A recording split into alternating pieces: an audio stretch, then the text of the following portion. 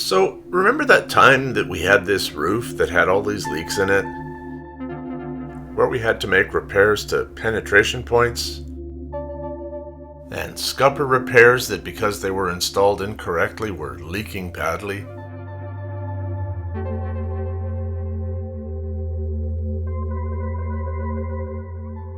And then how last month we discovered we still had water coming into the wall and presenting out near the floor? And then how we thought, well, we've repaired and ruled out other things in this area, but we haven't done anything about the really crappy flashing job that they did, and so we made this really big flashing cap to cover over the whole area. Or even the series of small leaks we found around the base of the AC curbing. Well, you know what? We've confirmed that the issue isn't the curbing or the flashing, because it's still leaking.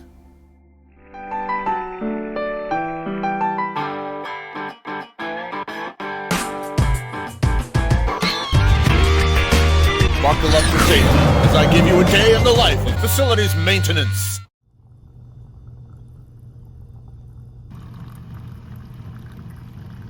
We had some heavy rain last night. I'm going to check to see if there's any water coming through the ceiling.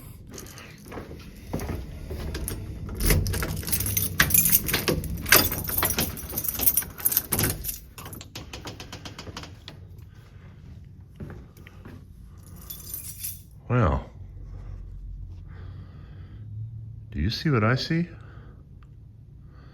The floor is dry.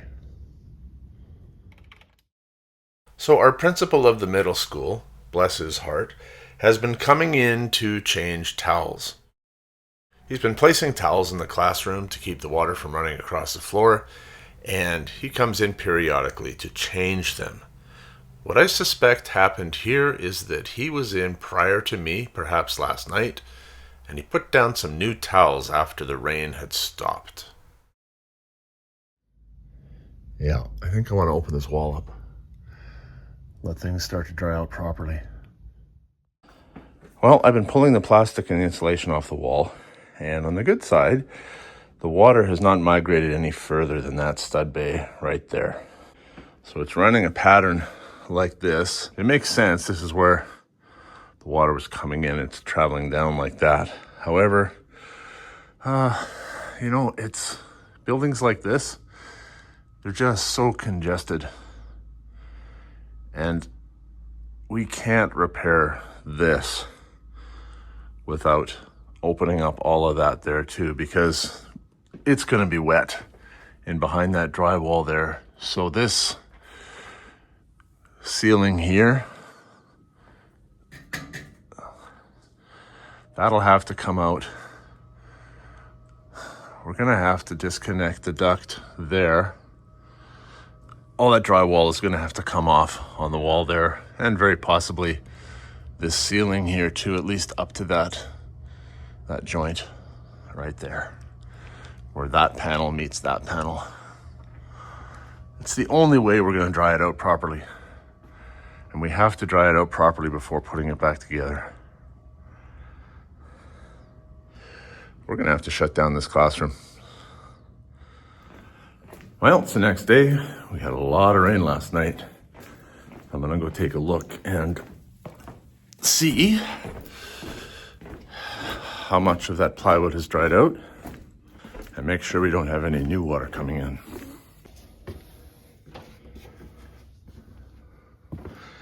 Crap.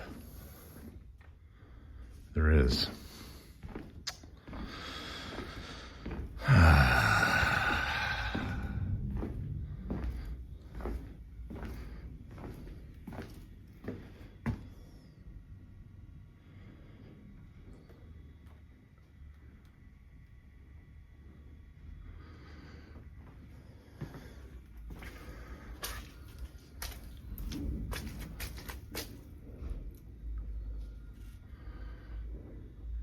Where is it coming from? I see water dripping from there.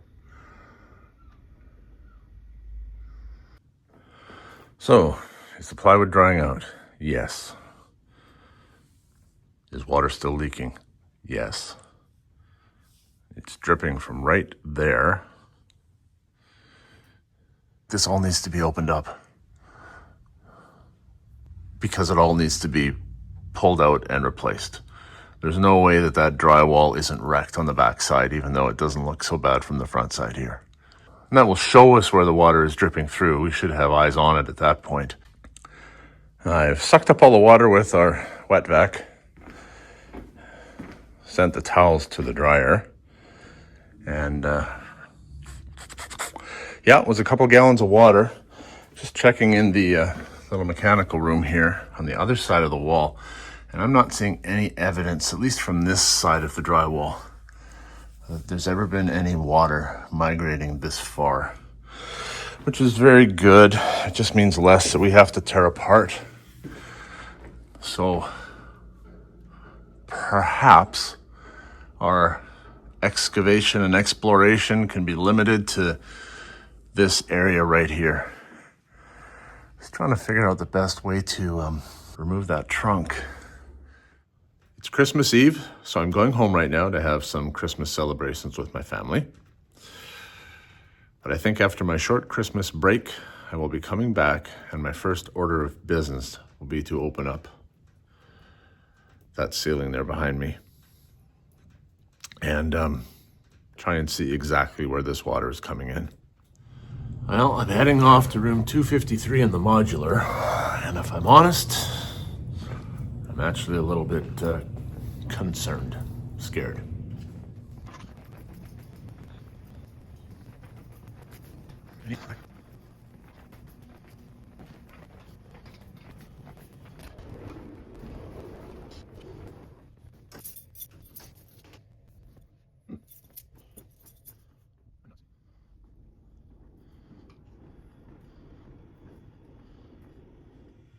It's possible that Danny was here today and dried things out already. I can see water still running down the wall, but it looks drier. Wow. Interesting. It doesn't change anything. I still have to figure out where this leak is coming from. But I thought I'd be walking into a much bigger mess. Now, part of my challenge in taking this apart is this furnace ducting. I could just cut and rip and get it out of here, unless there is a way to take it apart that actually preserves a little bit of it and allows me to reuse it.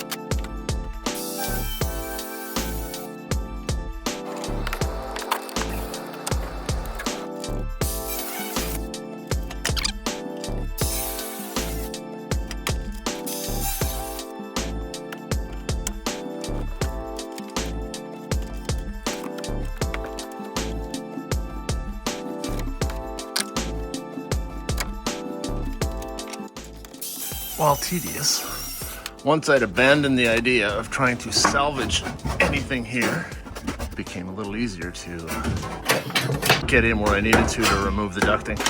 Come on.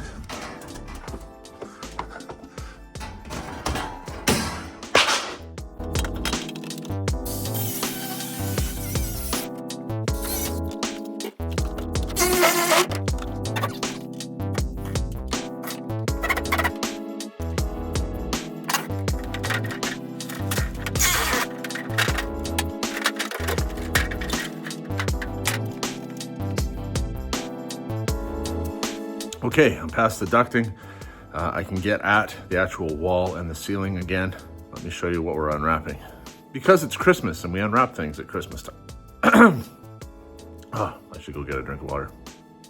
Well, that looks gross. And that has been like that since we initially had that scupper drain leak that, as we discovered, had been leaking since day one. If I was a guessing man, which I guess sometimes I am. I would almost say that scupper is still leaking, but I won't know until I open things up. But now I have access to the drywall on the wall there and on the ceiling here, so I can open this up. And man, it would be nice to be able to get a visual from the underside of where the water is coming through. This is not wasted effort, even if we don't find it, because look at the condition of all this. It had to come out anyway. Even more than this is going to have to come out to remediate this area. And looking at this beam now that I've exposed a little bit more up here, it's not in good shape. I might even have to replace, I say beam, I think it's a 2x6 plate. I'll have to pull that off, and depending on what's underneath that, I might have to pull the next 2x6 plate off. I might have to pull the next one off. We'll see. This could be, man, I hope not, but a jack post situation where I gotta put in some extra support before I can pull things apart. We'll see. Definitely be two of us doing this when we get to that point.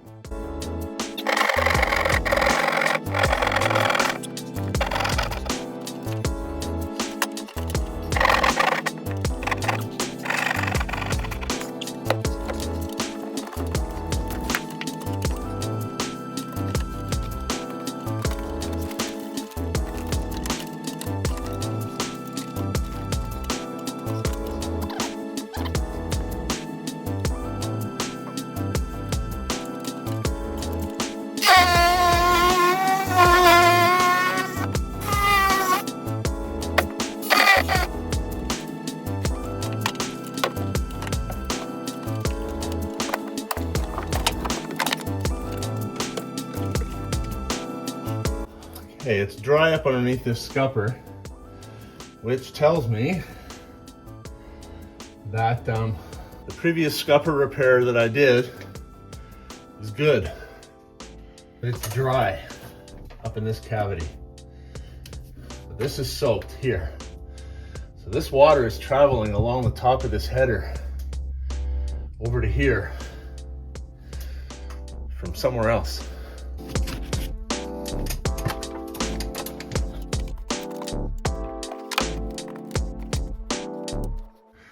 This water that's coming down, it's traveling down that electrical, coming through that hole. At least that's one of the spots it's coming through. Looks like it's also coming through other places. So it's traveling along the top of that sill plate and getting in there.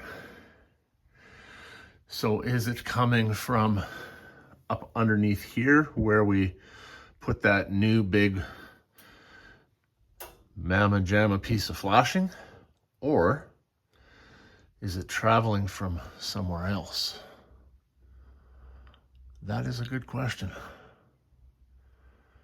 I guess I'm gonna have to pick apart the insulation to see, but but it does give us a little bit more direction in where to look, because I can rule out the scupper, if that makes sense. And I think it does.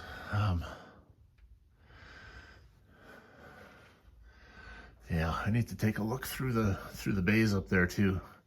I haven't yet. So this would be, well, yeah, this would be underneath one of the boots that I repaired.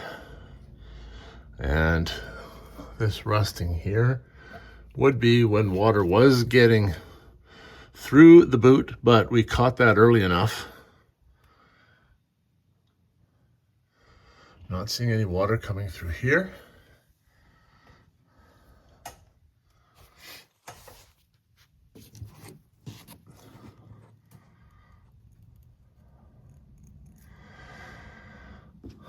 And that looks okay as well. So I can look at that side of the building over here, and it has not been exposed to water in the same way that this side has. Not even close. This leaking has been coming from the building on the north side.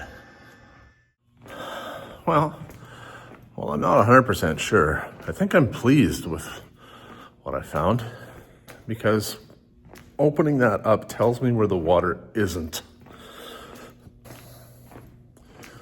It's just a matter of determining how it's getting to the top plate now.